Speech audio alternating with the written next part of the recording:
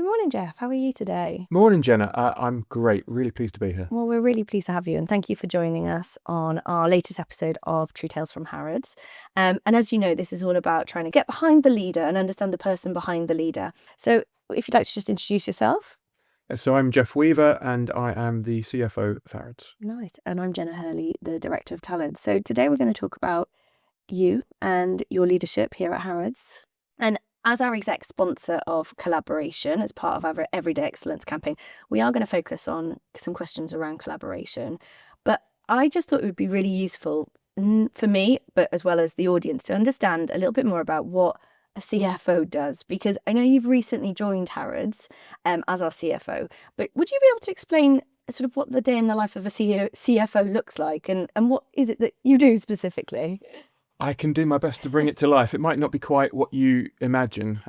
So I've been here just over a year now. Wow. Time It's gone flies very when you're quickly. having fun, as I say. Yeah. And look, I think first of all, let's start with the role of finance, as I see it at least, is fundamental about three things. Mm. The bit that probably everybody thinks about when they think of a traditional finance function is safeguarding the business. So do we have enough money? Right. Mm. Do we have the right controls? Do we have all of our taxes in order, etc., etc.? So there's a big part of finance that's all about safeguarding the business, making sure that all the technical things work. Right. The two other parts for me that perhaps we talk about less. Number one is about service. We are a service function, and particularly when you think about your supplier relationships, paying people on time, making sure that this wonderful business can work the way that it needs to. Finance has to be a part of greasing the wheel, so to speak, making sure that things are seamless. So we are also a service function, and we need to have that service mindset. And the third part for me is about how do we elevate the business. And by that I mean finance as a challenger function, making sure that we're taking the right decisions. Do we have the right insight? Can we push people in a constructive way to do better? Because ultimately, we want this to continue to be the high-performing business that it is. We are a great business, but there are opportunities to do better and be better. And I think finance has a massive role to play in how we bring that to life. And look, what do? I steer the ship and try to make sure that we have a finance function that can live up to all three of those expectations. And in practical terms, that means actually I don't spend a lot of time looking at numbers or spending time on spreadsheets. My job as the leader is to make sure the climate and the culture and the environment are right so we can deliver on all those things. And that's where I spend my time. Yeah. So that environment being that your teams are functioning in the right way to do all of those three different tasks, I suppose, in the most effective and efficient way. Yeah, 100%. Yeah. And since I've been here, within finance, we've talked a lot about raising the bar, which is our mantra now for how do we become the best version of ourselves. And underneath that, you split it down for me into three things. One is the operating model. So how do we organize ourselves? How do we allocate work across teams? How do we work as a team? How do our processes work? All the more, again, technical ways of how you set up a team in any business or indeed in some respects in any walk of life. But then there's two other really important pillars as well. One is around the culture and environment. So what does it feel like to turn up to work every day? What do we value? What do we celebrate? How do we set the right expectations? Do we give people the right tools to do the best job they can do? And the third piece, and arguably the most important, is people and skills. Do we have the right people? Are they focused on the right things? And are we helping them with the skills they need for now, but also for the future? Because we live in a changing world. We can't have a conversation without bumping into AI. And like with many professions, the finance function will look completely different in a couple of years' time because of the impact of AI, because of the importance of data. And so some of the skills you need are changing. And we really need to help our people through that for their sake, but also to build the the team that we need for the future. Yeah, interesting. We'll probably talk about that in a bit, but I suppose I just wanted to also understand from you. You mentioned it. You've been here a year, and I suppose as someone that's recently joined not only our leadership team but also our MEC, our Management Executive Committee. So, what's this year been like? What's it like coming from an external company into Harrods into such a sort of senior role, if we're being honest? It's been crazy, fabulous, busy. I hate the word busy, but you can't get away from it. Yeah. So many things. Yeah. I prior to my time here, I spent 14 years at TUI, Yeah. which is a massive European travel operator, 70,000 employees, presence in many countries around the world, but a hotbed clearly in Europe and increasingly quite German-centric in the setup. Listed company. Yeah. And it comes with scale and processes and lots of good stuff, but also lots of things that can hold it back if you're not careful in terms of bureaucracy and the layers of governance and the challenge of getting stuff done. So a very different world to then come to Harrods. That I think one of the core benefits of being at a business like Harrods is the scale is such that it feels like a family. Yeah. I think that's super important for someone like me who really values relationships and the human touch. It's fabulous to be somewhere where very quickly you get to know people, and it starts with faces, but then hopefully names and faces, and then you get to know people a little better. And that really allows you to embed yourself quite quickly, I think. And then also our size means we can get things done quickly. Yeah. And you see it, and this store is alive, right? You come in the mornings and so many things are changing. No 2 weeks feel the same. And it gives it a buzz and an energy that I think is really contagious, actually. Yeah. And coming in really inspiring. So I think so many things to like. The parts I bring with me from the bigger background, if you like, that I had, is how you marry that with a degree of framework and governance and control. And I say that not wanting to slow anything down, but the risk I think you can run at times when you are small and nimble and agile and always on to the next thing is sometimes the next thing isn't the right thing. Yeah. And how do you put the right framework in place so you're not chasing every dream at the same time? So you're not chasing the things that sound good, but actually if you took a step back, maybe aren't the right things. And coming back to what we said earlier about finance, how do we make sure that ultimately we're taking decisions that are safe? Yeah. That the right degree of consideration of risk before we go and do something. Yeah, that makes sense. And my hope is that I can bring, therefore, some of that robustness, if you like, from my old role into Harrods, not to slow Harrods down, as I said, but to actually to make things better. Absolutely. It's interesting, actually. I do a lot of recruitment for our for our leadership roles, and I always get this question: what is it like in Harrods? What is it like if I joined Harrods? And I actually always describe it very similarly to you, that we're a big small business. We're big when it comes to kind of reputation. Everyone knows Harrods. Everyone's got a story about Harrods, and it is that infectious nature.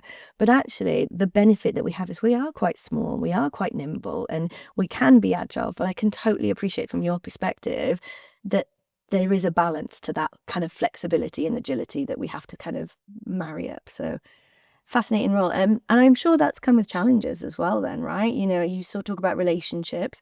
Not everyone wants to hear that we can't do these things or can't afford this great idea. So how have you lent into that, I suppose? How is that as a leader within that space? How do you have those conversations and kind of, don't want to come across as a blocker, like you said, but equally support those initiatives? Dare I say, part of the art, I think, of being a finance leader is feeling comfortable with that. You're not always here to be everyone's best friend because you have to play that role of holding the mirror up in order for the greater good to come out. And so I think when you play that into how do you approach relationships, etc., you have to start with the why. Why does someone want to do this thing to begin with? And why do you have your point of view? And how do we trade those two things off? Because look, it's not about me being right and other people being wrong. That's not the point. I think what's really important is that you get round a table and go, okay, there has to be a reason why I want to go and do something. So maybe it's a commercial consideration, maybe it's a customer consideration, maybe it's about something as fundamental as if we don't do this, we have a health and safety risk or a compliance risk. Or it might be a people conversation. If we don't do this, our employees have an adverse experience when they show up for their daily work.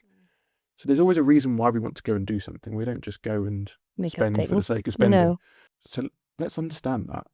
And then let's talk about, but how much is that going to cost? And then how could we also solve it differently?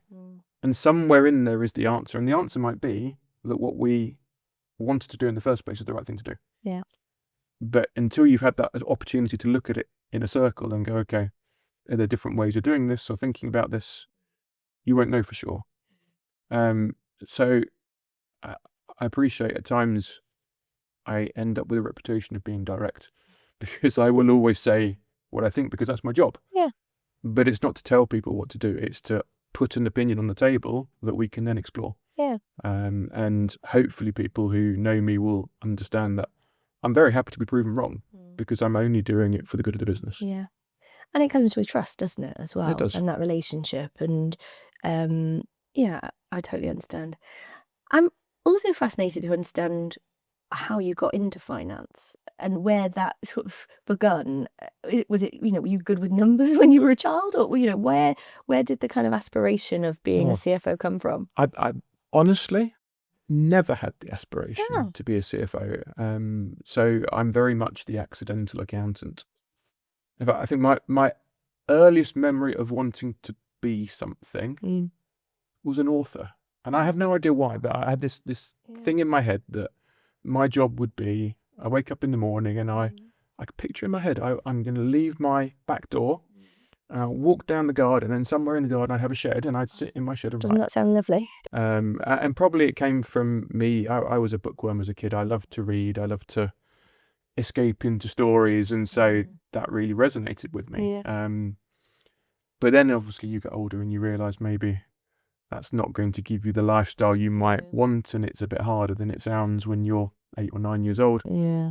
And so when I left school, the plan, again, probably a misguided one, was I was going to go be a lawyer. Right. And I think, again, probably a victim of too many crime shows and watching John Thor on the telly and stuff like this, but I had it all sorted in my head. I was going to go be a barrister. So I went to study law, in fact, at university.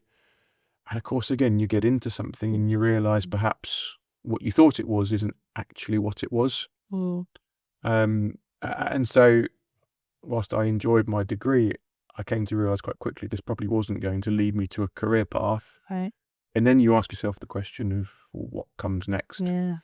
And I was comfortable with numbers. My dad's got a maths degree. Right.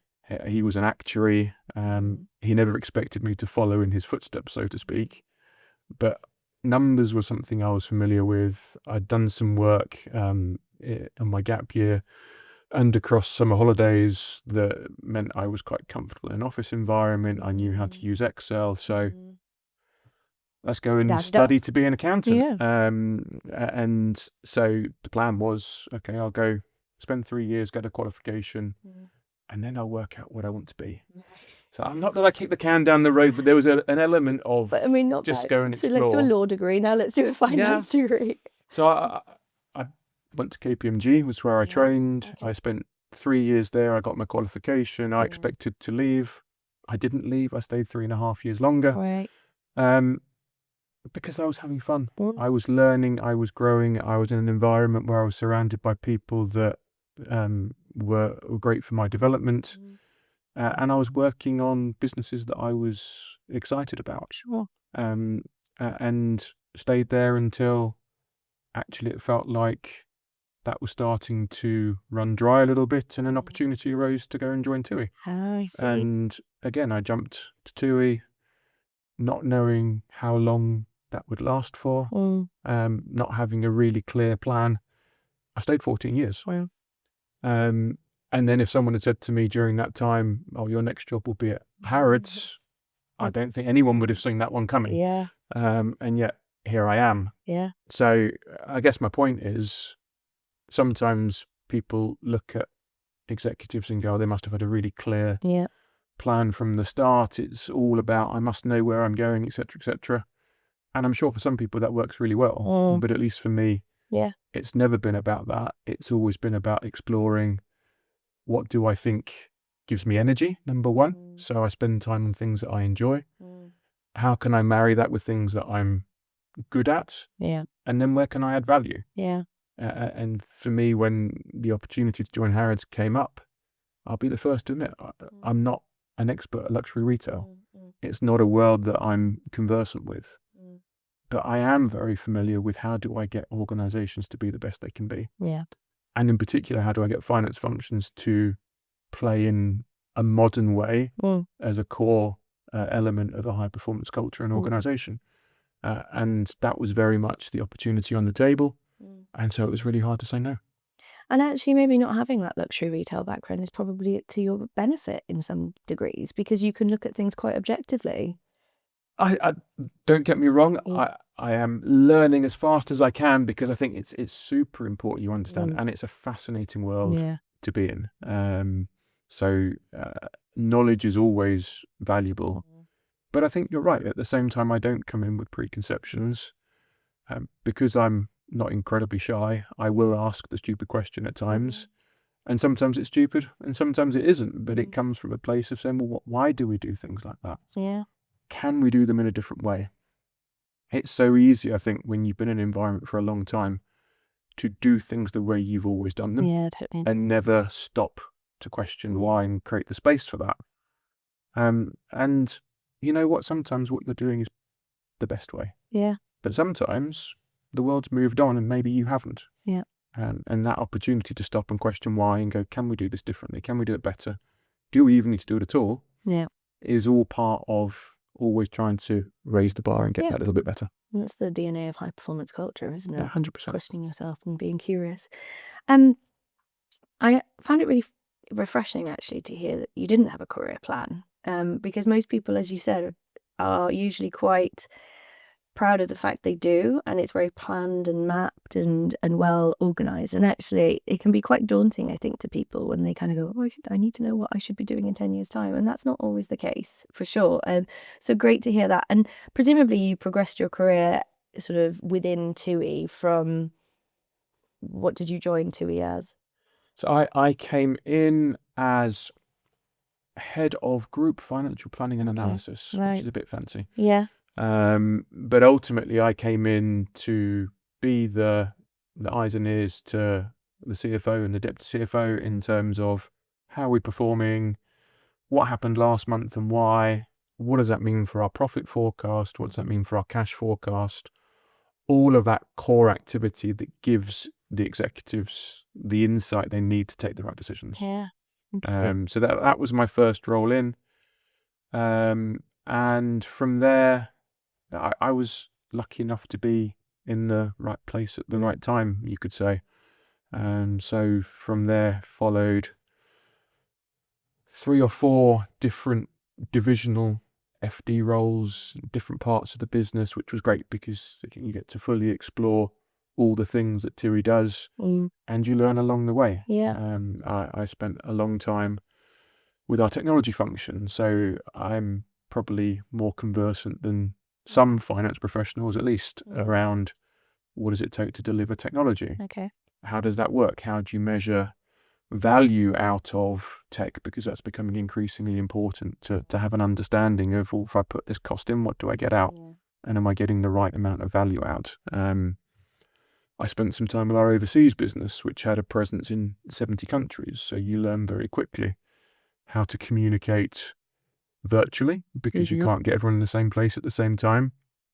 How to communicate with people who don't necessarily speak English as their native tongue, because that changes the way in which you deliver. You think much more deliberately about the language you use, Yeah. the way you paint pictures, Right. how you bring things to life, the simplicity of your messaging. And then I spent some time in the guts of the business, which is the tour operating business that people would see on the high street today, which was very much the oil tanker of the business, where change was inevitable, but change was hard. Yeah. And what does that mean? And the pace at which you learn to have to go slower than you would like, Yeah. because that's the way in which things need to get done. Yeah. And be able to live with that, be content that small steps are still steps in the right direction. Oh yeah, fascinating. Does in every career, kind of when you progress up that leadership ladder, some things go well and some things don't go well. Do any things spring to mind where you think that was not a good experience or not a good time, or where something went wrong, a big project, and what did you learn from that? It's so many things. We talked earlier about, do you need a career plan? Don't you need a career plan? What I think compensates for my lack of career plan is a lot of reflection on myself as an individual, who I am versus who I need to be. Okay. And as you go through things, maybe not in the immediate aftermath, but certainly on reflection, what do I learn from it? COVID, perhaps. Let's pick COVID as an example, because at that point in time, I was within our overseas business unit at TUI, something that's known as TUI Amusement today, but is effectively our tours and activities business. Right. 70 countries around the world that we had a presence in, and we were going great guns. We had a real growth agenda.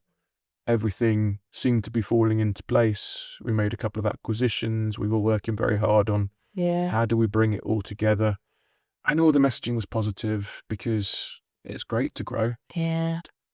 And then the world stopped. Yeah. And it was tough in the UK. But at least UK and a lot of other Western nations had support schemes and relief and what have you. We were dealing with countries that had none of that. Yeah. And therefore, you're dealing with employees who rely on you for an income, who have no other source of income, and they're not able to work. And we're not sure when they can work again. And we're also struggling to hold on to the liquidity we need to even survive. Yeah. So you're faced with this horrible scenario as a leader where you've got this very human reality for people, but you're also needing to take decisions that are in the best interests of the company, and the two don't always align, right? Especially in that scenario. And everyone gets it, but equally everyone wants to know what it means for them. Yeah.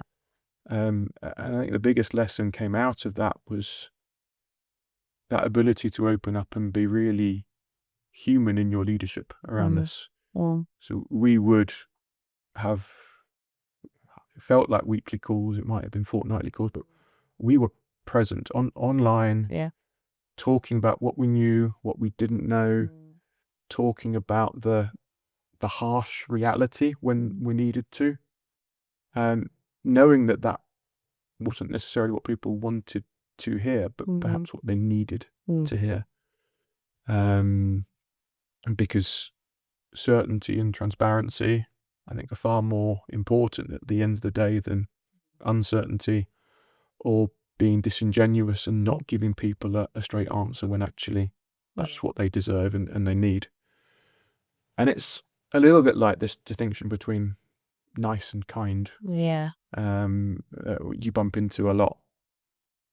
Nice is a strange word, and at times we say, well, not nice is what we all need to be. And kind always feels like a better word to use, because kindness for me can also be a really direct conversation that says, I'm sorry, but you're not where you need to be, and you need to hear this because I want you to get better. Yeah. It can also be this isn't the place for you. Yeah. And you would do far better if you were somewhere else. Yeah. And this is why.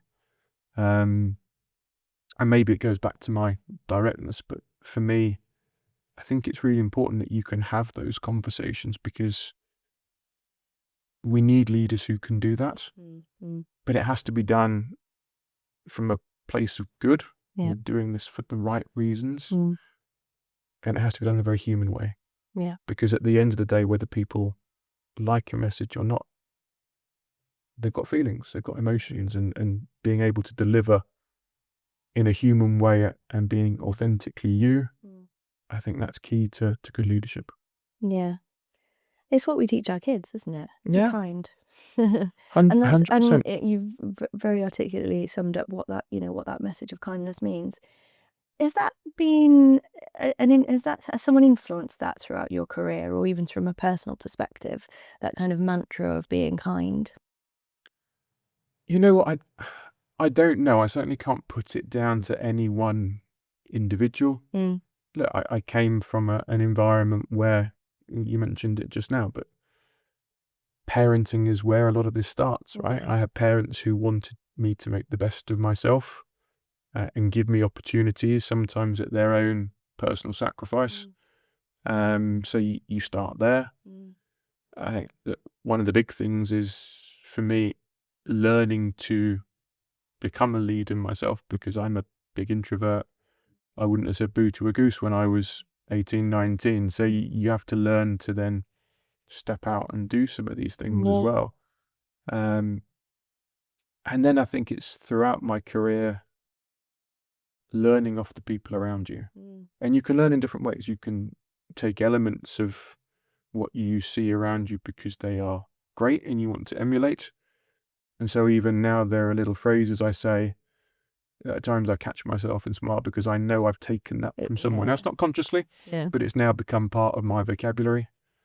At the same time, even if you're in an environment you don't enjoy, you can take something out of that as well and say, look, for me, this is not the right way to deal with this situation or this conversation. So how would I do this differently? Yeah.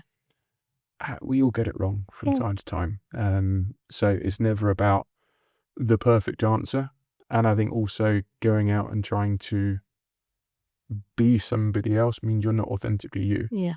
But what I try to do is, when I see something that really works for me, understand why, and then think about, well, how can I do more of that? And I'm still learning as I go. Yeah, of course. I'm very much not human. a finished article, because we never are. No. But I try really hard to find ways in which I can add to my game, so to speak, and learning of other people, what you see, what you read, what you listen to, all of that plays a part, right? Yeah, 100%. And I think that you do catch yourself. It made me sort of chuckle when you said, I catch myself saying things, because you do say those things. You're like, oh no, that was my dad, or that way, and you don't always want those things to come out, but they're deeply ingrained at times, aren't they? You talked there a little bit about things that you read or listen to. Is there anything that has recently resonated with you that you've found really inspiring? I drive to work, so my early morning routine, so to speak, tends to be around podcasts, etc., etc. I wish I read as much as I used to. That aspirational author is not dead, but I just don't have the time to read in the way that I used to. But podcasts in particular is somewhere I spend some time. And in fact, this morning I'm looking for some sound bites for a session I'm running with finance tomorrow. Okay. I was actually watching a Simon Sinek video, and it was just a short one, but very much on the topic of psychological safety and the role that leaders can play ultimately in making people feel safe. And how important that can be to create the culture where everyone can thrive. And it's really difficult, right? Because again, we come back to this kind versus nice. You don't always get to make people feel safe without there being some consequences. I can't please everyone. I can't not please everyone. I agree, and can't move things forward sometimes without making changes. At the same time, trying to do that from a place of consideration and trying to do that with a really clear view over why Yeah. and why it makes sense and why it makes us safer or better. All these things matter. But again, for me, the reason I brought that podcast up was it starts with how are we as humans? Yeah. And you said it yourself earlier. How does that link to some of the things that we do outside of work? Yeah. Whether that's parenting, whether that's the support we give friends, whether that's coaching. I coach my son's sports teams. Yeah. All of those are really similar environments where you can translate the same kind of attitude, I think, and really make a difference. Yeah. Wonderful. So, you are our sponsor for our second chapter of Everyday Excellence Collaboration. You've talked about this a lot through the last sort of 30 minutes. It's clear to see that, being a really people-centric leader is really important to you, and collaboration is at the core of that. So I suppose it'd be lovely to understand from you, maybe in the last year, how have you seen collaboration play out in your role as a CFO? We know Harrods is a very relationship-led business. It's what makes us tick and thrive. So yeah, what as sort of CFO, how do you make sure that collaboration is at the heart of what you all do? I think perhaps naturally, given what we've been working through in finance, I've spent a lot of time with the function overall, preparing ourselves for the launch of the new ERP, dealing with some of the challenges we were having, delivering on some of our core duties, etc., etc. And a lot of the early things we did was simply about bringing people together. Yeah. And by that, I mean even going so far as talking about my leadership team. My sense, and I think they reflect on this and agree, at least to an extent, was when I joined, there wasn't a real team. Yeah. We had individuals who all played their roles and came together when they needed to, but that's not the same thing as a team. Yeah. So a lot of what we've done since then is create that environment where it feels more like a team. And that's good for sharing knowledge. It's good for us making sure that processes align, that priorities align, all these things. But again, there's something very human in it as well. And in fact, it's a concept that I used a lot at TUI and I've brought with me. We talk about a campfire. Okay. And the idea, it's an imagery thing, but when people think about camping out, the idea of a campfire in the woods in the dark is where everyone comes together. There's warmth, there's energy. Yeah. People sit around and they tell stories. Yeah. It can get emotional, but there's a feeling of camaraderie and togetherness. Yeah. And so our version of team is all about building towards a space where sometimes the team is there to support you through something that's really difficult. Sometimes it's there so you've got somewhere to go to have a rant, because you can't rant to your team. That's not the right thing to do. You can go home and rant to your partner, but they don't have quite the same Context. Exactly. Yeah. So sharing in a place where it's safe, there's no judgment, and people can help you with that, even if it's just listening. That's just as important a part of the team as making sure that we're all clear that we've got to do this piece of work together for this deadline, and it needs to look like this. We spent a lot of time in that space, and in fact now we're trying to then move it a layer down the organisation. Now, say, okay, if that's what we're doing with my direct reports, how do we bring the next layer of the organisation, etc., etc. So for me, this is hugely, hugely important as almost the DNA of a successful team. And the conversation we're starting to have is then, okay, and how do we then work outwards? Because one thing is getting finance to work really well together, but then the whole business needs to work well together. Yeah.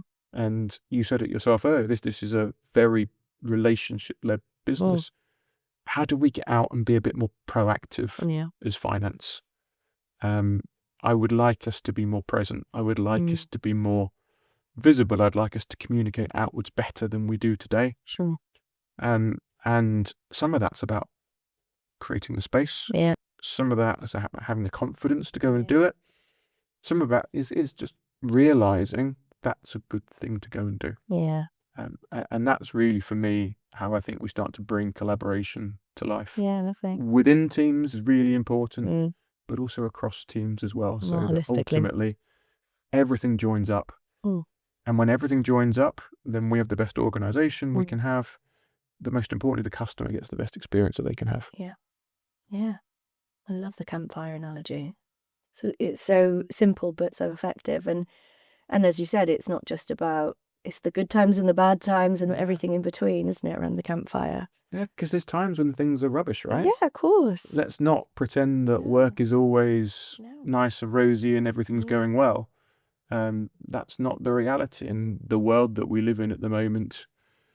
And we talk about COVID, yes, but the reality is even before COVID, things weren't always stable. And certainly since COVID, we've had all kinds of geopolitical unrest. We've got challenges in politics. We've got challenges with the economy, etc., etc. And therefore, I don't think it's about, well, we navigate this period of change and then it's done. It's actually change is almost constant.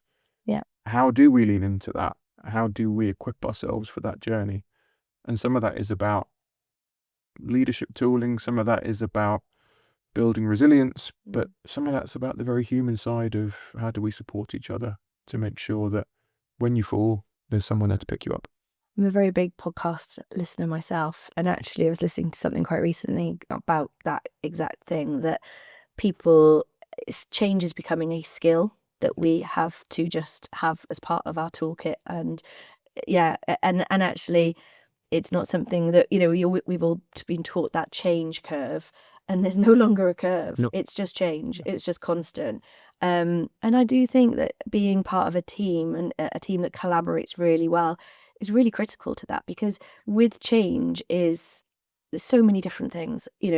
The challenge that comes with change, priorities change really quickly, but having people to support you in a really safe and secure way is really integral, I think. So Yeah, couldn't agree more. yeah, fascinating. Okay. Obviously, a lot of your world, you said you don't really, you're not in the numbers and the detail as much, but I'm sure you probably are more so than most of us in the room here today.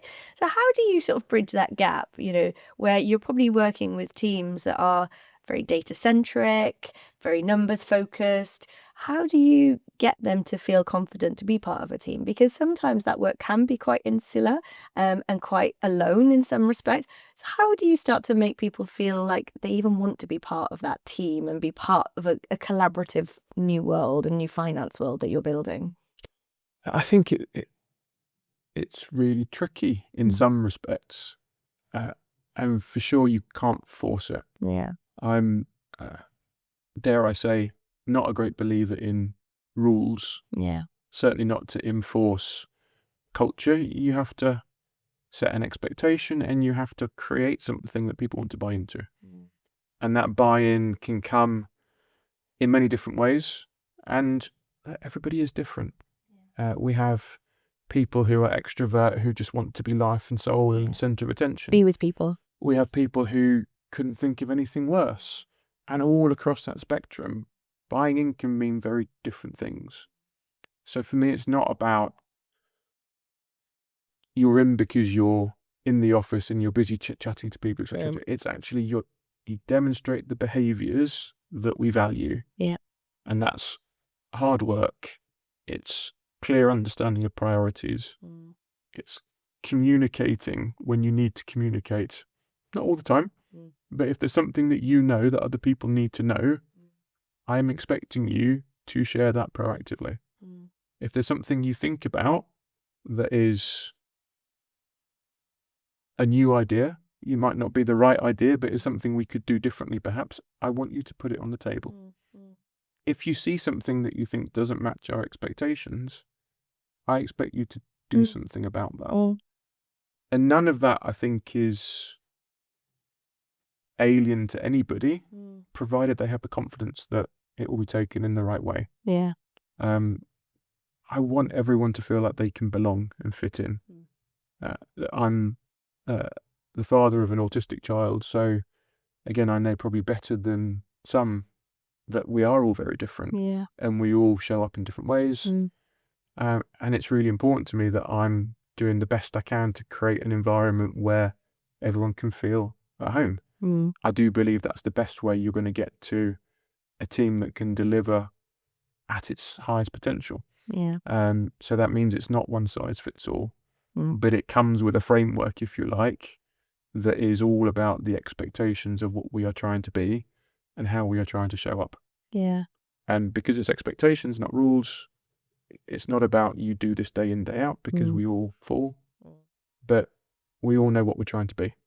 And so long as you buy into that, hopefully there's a place for you within my function. And I think that's so important, because I think sometimes when you say the word collaboration, people think, oh no, I'm going to have to go out for drinks after work or go for lunches with my team. And that isn't everyone's bag. No. Yes, that's exactly what people want to do. But we shouldn't force that or enforce that as leaders, I don't believe. And I think you've summed it up. It's about making people feel they have a place in your team and they can be authentically themselves within that team. So brilliant. Well, thank you, Geoff. Now, as you know, we like to finish this podcast with a little task, and we have given you a bit of time to think about this. So we're not putting you completely on the spot, but let me just read out for the audience what we set you. So if you had to express great leadership as an equation, what would the key components be? Now, we do have a whiteboard, you'd be pleased to know, and we can give you a minute. You need to be careful what you wish for. I was told by one of the team yesterday when I fed back some notes on a PowerPoint that my handwriting was childlike. Oh. So let's see how this one goes. Can you decipher it for us then at the same time? Okay, I'm fascinating now. I don't think it's that bad. Okay. You're allowed to tell me if I'm sadly mistaken. Okay. Okay. All right. So, for me, great leadership is clarity, curiosity, and humanity. I think that's perfectly summed up, and absolutely all the things that you've just talked about very eloquently. So thank you so much for your time today. It's been a lovely conversation, really fascinating. I've learned a lot. Campfire analogy will definitely stick in my mind. But yeah, thank you for your time. It's been really lovely spent listening to you all about your leadership. Really enjoyed it, Jonah. Thanks for the time. You're very welcome.